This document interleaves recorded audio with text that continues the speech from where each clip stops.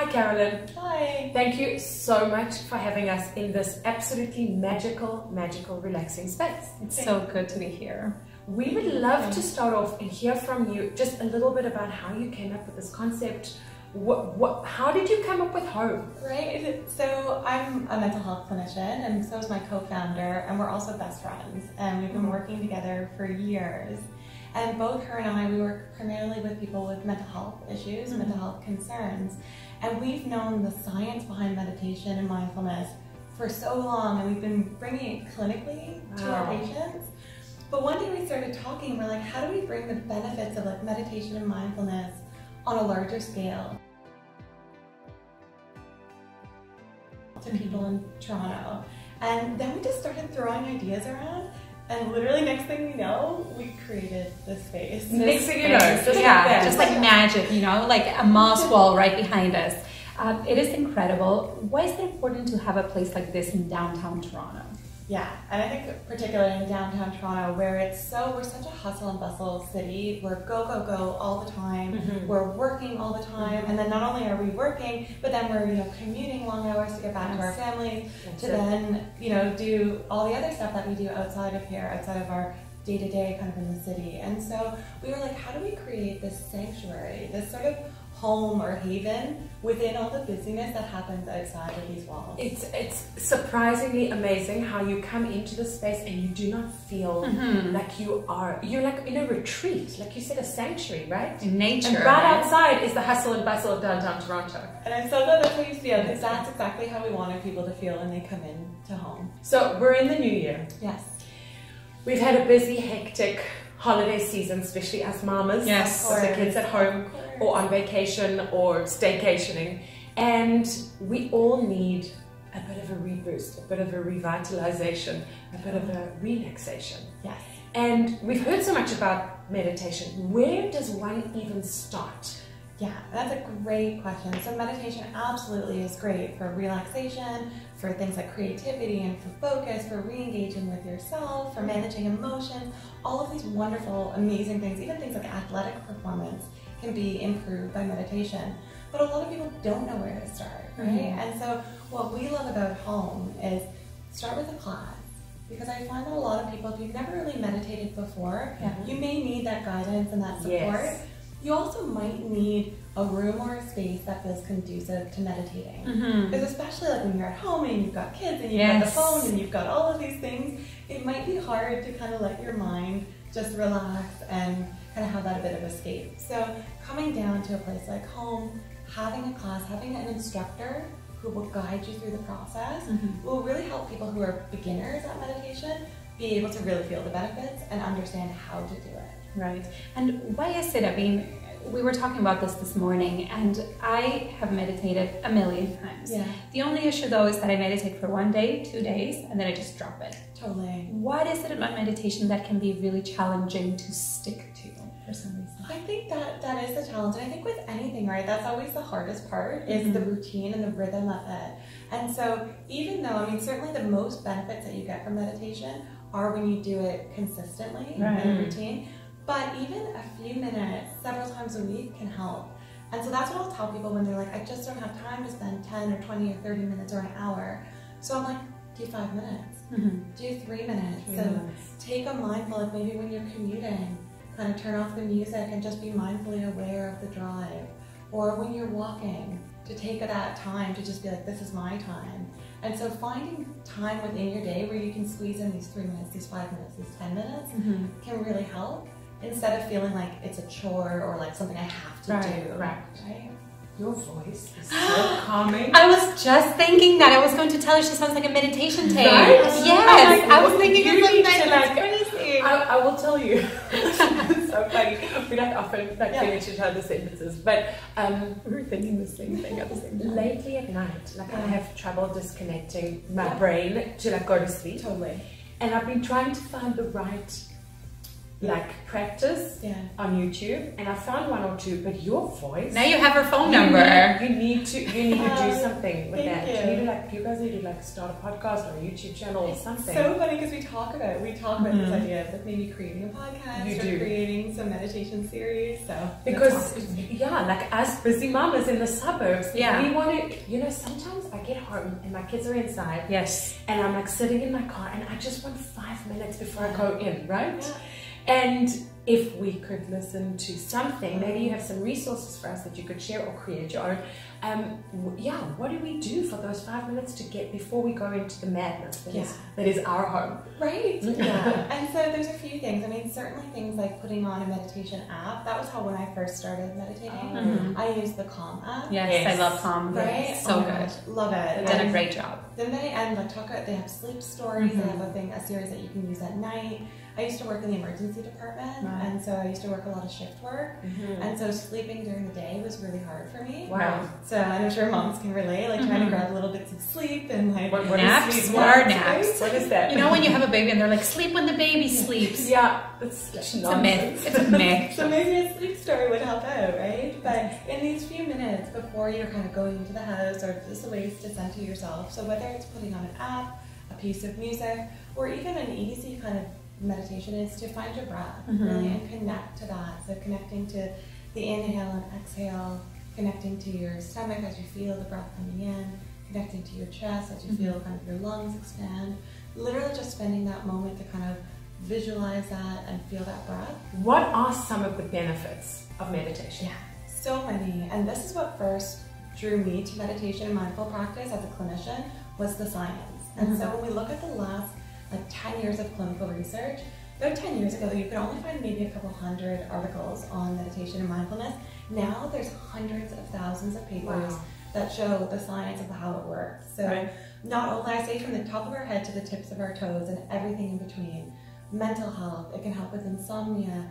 We see pain clinics now are using meditation to manage pain control. Yes. Cardiology clinics now are using it for managing heart attacks and helping people after strokes. Gastrointestinal upset. So IBS now is seen primarily as a stress-induced illness. Totally. So meditation and mindfulness really good to combat that. Yeah. So and then even things down to athletic performance, muscle repair, growing gray matter in our brain, which keeps our brain young. So it helps to stave off dementia and cognitive impairment. So really well. I love how you come at it from a scientific background, right? Yeah. Because I do feel like with the onset of this mindfulness movement, right? A lot of people just talk about it, right? I love it that you're reading what's out there. So how often should somebody be meditating, ideally? Yeah, so we really say any time spent with yourself is good. So don't ever feel guilty if it can only be a short amount of time or it's sort of a staggered. Any time that you spend with you is great. Now, certainly most studies say anything beyond 20 minutes or more gets the maximum benefit. So that's the ideal, that's the hope. And again, it's consistency is the most important. But again, we are starting to see research now coming out that you can actually get benefits from meditation with as short as 5 minutes. Right. But 5 minutes, I mean, it's manageable, but it takes a little bit of practice to get up to it. 20 minutes seems like you need to be trained to a certain extent. So how do you build up to that? How do you build up to 20 minutes, half an hour of meditation? It's a great question. And when I first started, in my mind, I couldn't, there was no way I would get to 20 minutes, 30 minutes, an hour. And so when I first started, I was using the apps, and I would put 3 minutes. And then maybe after a week or two, I'd do 5 minutes. Right. And then they would start adding some days where I'd do 10, and some days where I'd do 5. And I feel like it's almost like, when you're at the gym and you start sort of increasing the intensity of something. Or your cardio time. Totally, right? It's the same thing. And sort of getting yourself to a place. And then now I'll have these times where I can spend an hour in meditative practice and time just flies like that. So do you get sleepy? So sometimes. And if you fall asleep, we always say it's not a bad thing. If you fall asleep during meditation, that means you needed sleep. So if you cross over into sleep, it's okay, your body needed it. We always need sleep. That's right, I'm sure. I tried meditating with my husband before, and I turned on the Calm app before going to sleep. But he's like meditating for 20 seconds and suddenly I see his body just falling back against the headboard. And I'm like, you're going to sleep. What is there? 20 seconds breathing and you're like, oh. I think you're snoring now, right? So that's a good end for the next question is there an ideal time in the day to meditate? So if you know that you are the type of person who by the end of your day you're so exhausted that trying to meditate at the end of the day you're just going to slip into sleep, then I would suggest trying in the morning or the middle of the day. The other thing with sleep is that you can actually, instead of laying down when you're meditating, sit up. Right? So if you're more in a seated position, you're less likely to fall asleep. So that can be another way. But we always say whatever works for you. So myself, I love nighttime meditation. That's where I feel most at rest. That's where I think I need it the most as well. Totally. Whereas my co-founder, she uses it to start her day. So that's the first thing she does in the morning is to meditate to get herself in a mindset for the day. Yeah. I love that concept. And I was telling Carolina that it's more like in theory it's great for me, but I'm still tired when I wake up. I'm not a morning person. So I find that I actually just want to sleep if I'm meditating in the morning. Really? Yeah. So it's all about finding what works for you and try it. Try different ways, try different times of the day. And again, not everything has to be this seated, lay down, intensive practice. It can be a mindful walk. It can be a mindful drive. You can have your first cup of coffee in the morning and just drink it mindfully. Unless your kids are around you going da da da da da da da, you're like, I'm trying to drink my coffee. That's right. I'm trying to be mindfulness here. Well, then they're learning it in schools. They are. They're putting into curriculum. Which is so lovely. Yeah. So most of my clinical work is actually with children and adolescents. And so I'm really trying now to weave it into my clinical practice. And you know, a lot of my friends and their children are starting to do these like mindful evenings or mindful mornings where they'll spend time talking about gratitude and being in the moment with each other. So it's really lovely to see children now starting to understand the power and benefits of mindfulness. Why is it important to start them off early, right? We didn't get that chance because in the 80s and 90s nobody was meditating. But why is it really cool to introduce this concept at an early age? The one thing that I love, especially for children, is for emotional regulation. Right? Because a lot of kids, they feel intense emotions, especially if it's the first time that something bad happened or negative, or they got bullied, or they weren't happy with something. So being able to teach them to be still for a moment and check how they're feeling, and then to be able to kind of reflect on that really helps kind of create stability across their emotions instead of this constant peaks and valleys, right? And just to check in with themselves, which is great as well for kids. How young are we talking when we say kids? Can we start with our kids? I know. I would start like 4 or 5 years old. Oh, really? Start getting the concept of taking breath and being still. Think about children right now. We're so go. Oh my goodness! Right? Springtime, mat time. It's just a crazy life for children. Right. And so to just take a moment where we're just sitting quietly. That's so lovely and so peaceful and so true. Like it's a dream. Totally. Right. I sometimes do yoga with my kids. I mean, my 2-year-old is a little distracted, but he loves doing downward dog. Love it. But my 5-year-old now, she loves it for like 2 minutes. I think I have to train her, and then she's like, "I want to fart, mommy." She just sits there. She's so relaxed. She's like, "I feel like farting." I'm like, "You're really breaking up the vibe of this, right?" Because I have an almost 9-year-old who fully gets it, right? She sits there and she meditates. She goes off into her closet and meditates sometimes. That's lovely. She sits in her walk-in closet with a window, and not a dark room. She meditates. Well, apparently a dark room can work too. Apparently you can just put them in the closet. That is going to be a good idea. So child services on us. They're just meditating. They're meditating. So in this space, you have the light room. Yes. You have a dark room. Yeah. You have a sauna. Like, would you recommend anything specific to start with? Like, how do you figure out if you want to be in the dark or if you should be in the light? What's the difference? So I would say is whatever you're drawn to. So come in here and walk into each room and sort of get that feeling of okay, I want to be in this room or the other room, and try both. I would say, and then most people tend to pick a bit of a favorite, but it also depends on what you're needing that day. Right. So in this studio here, the light studio, classes are a bit more energizing, a bit more awakening. Whereas in our dark room, it's really dark. It's really just kind of cozy. There's a fiber optic starry sky in there. So that's the space where you really are that deep, calming, restorative piece that really a lot of the stress busting kind of benefits come in. Right. So whatever you're feeling more drawn to that day, I find in the light room a lot of people love this class in the morning because it gets you up and going. The lighting is just so optimal for getting up and going. Yeah, perfect. Sure. Yeah, this green wall. Dark room, you kind of get the opposite vibe. So a lot of people like to come at the end of their workday.